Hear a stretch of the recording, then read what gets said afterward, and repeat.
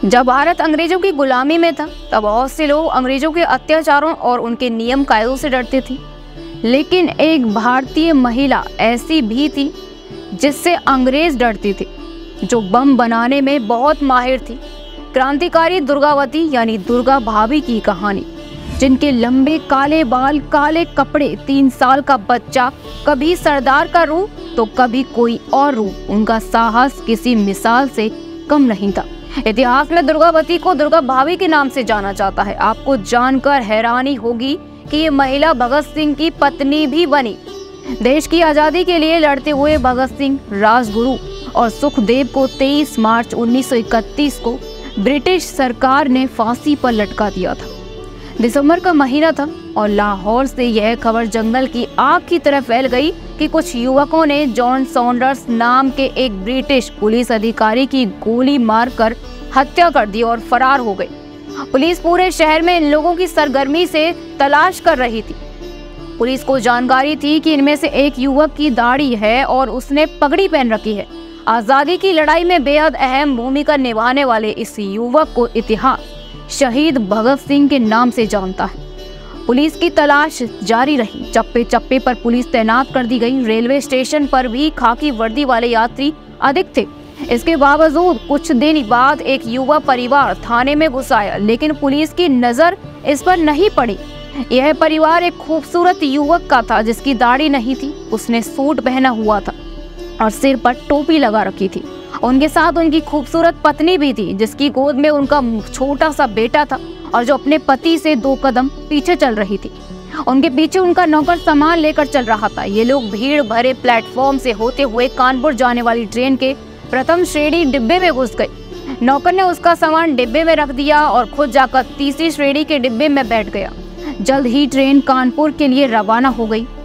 इस तरह भगत सिंह और राजगुरु किसी जासूसी फिल्म की तरह पुलिस को चकमा देकर लाहौर से भाग निकले। क्योंकि भगत सिंह दाढ़ी वाले और टोपी पहने हुए थे, इसलिए किसी ने उनकी ओर ध्यान नहीं दिया। नौकर के रूप में राजगुरु पर किसी का ध्यान तक नहीं गया।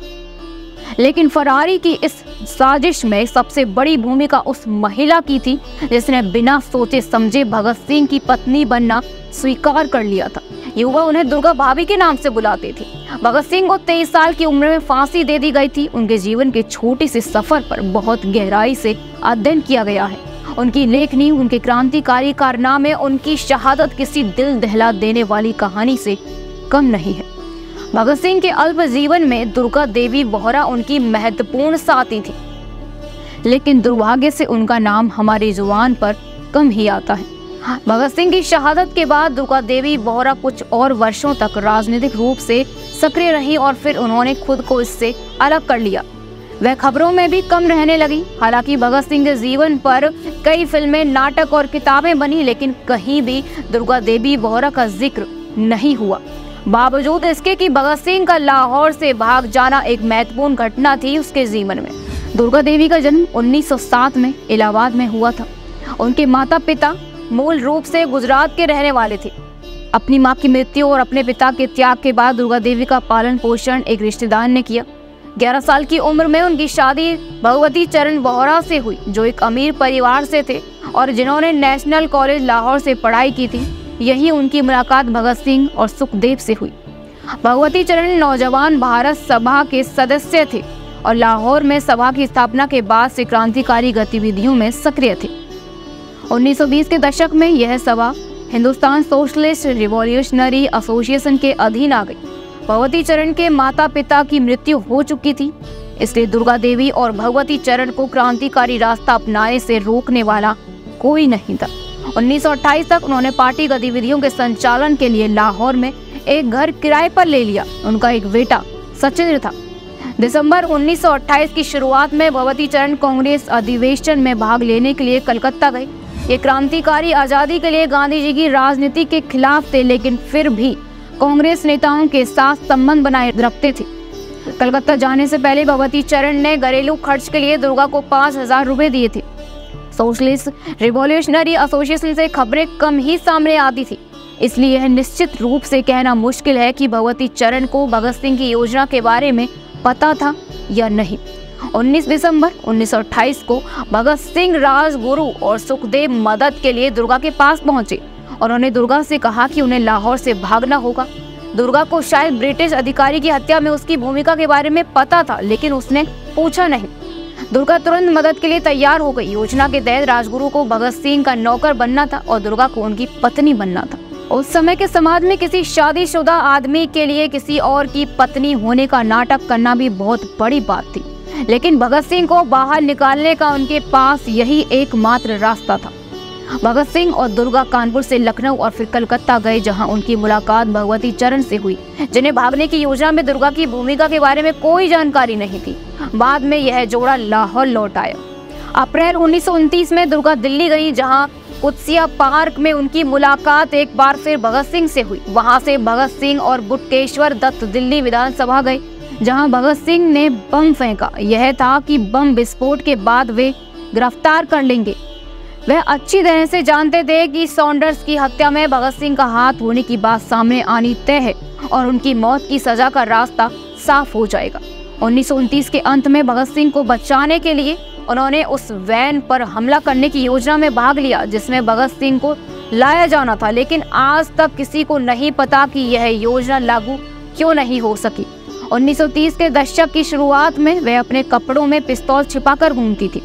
मई 1930 में बम बनाते समय अचानक बम फट गया और भगवती चरण की मृत्यु हो गई। उसे चुपचाप दफना दिया गया, लेकिन फिर भी दुर्गा का हौसला कम नहीं हुआ। उनके पास अपनी पति की मृत्यु पर शोक मनाने का समय नहीं था, क्योंकि पुलिस से बचने के लिए उन्हें भूमिगत होना पड़ा।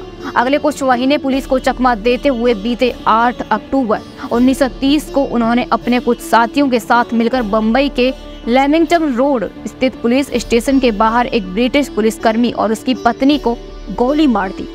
एक दिन पहले ही भगत सिंह और उनके 2 साथियों को मौत की सजा सुनाई गई थी और ये हमला उसी के विरोध में था। दुर्गा एक बार फिर पुलिस के जाल से भाग निकली और लाहौर आ गई। 23 मार्च 1931 को भगत सिंह को फांसी दे दी गई, लेकिन उससे पहले दुर्गा भगत सिंह रक्षा समिति में सक्रिय थी। समिति मृत्युदंड के खिलाफ हस्ताक्षर अभियान चला रही थी और अपील के लिए धन जुटा रही थी।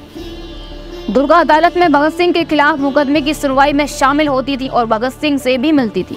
वह उनके लिए भोजन पत्र और किताबें ले जाती थी। ऐसा कहा जाता है कि वह फरवरी 1931 में गांधी जी से मिली और गांधी जी से लॉर्ड इरविन के साथ मुलाकात में भगत सिंह का मुद्दा उठाने का अनुरोध किया। सितंबर 1932 में दुर्गा को सरकार विरोधी गतिविधियों के आरोप में गिरफ्तार कर लिया गया। वह 1 साल से ज्यादा समय तक जेल में रही। यह सजा बहुत छोटी थी, जिससे पता चलता है कि अंग्रेजों को क्रांतिकारी गतिविधियों में उनके योगदान के बारे में कोई जानकारी नहीं थी। जेल से बाहर आने के बाद वह कांग्रेस की राजनीति में शामिल हो गई और 1937-38 में दिल्ली कांग्रेस कमेटी की अध्यक्ष बनी। 1940 में दुर्गा ने सार्वजनिक जीवन छोड़ दिया और अपना समय लखनऊ के एक स्कूल में समर्पित करना शुरू कर दिया, जिसकी उन्होंने स्थापना की थी। गाजियाबाद में वह 1999 में अपनी मृत्यु तक लगभग गुमनामी में रही। 1972 में दुर्गा ने नेहरू मेमोरियल और लाइब्रेरी की मौखिक परियोजना के लिए पूरी कहानी रिकॉर्ड की। उसके आधार पर लाहौर षड्यंत्र केस और अन्य गतिविधियों में उसकी संलिप्तता की कहानी उस रिकॉर्डिंग के कारण ही सामने आई। इनकी प्रामाणिकता के लिए अन्य स्रोतों की भी मदद ली गई। दुर्गा देवी के अलावा भगवती चरण की बहन सुशीला सहित कुछ अन्य महिलाएं क्रांतिकारी आंदोलन में शामिल थी, लेकिन उनकी भूमिका मदद करने तक ही सीमित थी। दुर्गा देवी बोहरा उन कुछ महिलाओं में से एक थी जो क्रांति की नायिका बनी, लेकिन इतिहास ने उनके योगदान को वह स्थान नहीं दिया जिसकी वह हकदार थी। तो फिलहाल के लिए इस वीडियो में इतना ही। अगर वीडियो आपको पसंद आए तो वीडियो को लाइक करें, चैनल को सब्सक्राइब करें, साथ ही देखते रहें स्पाइस न्यूज़ भारत।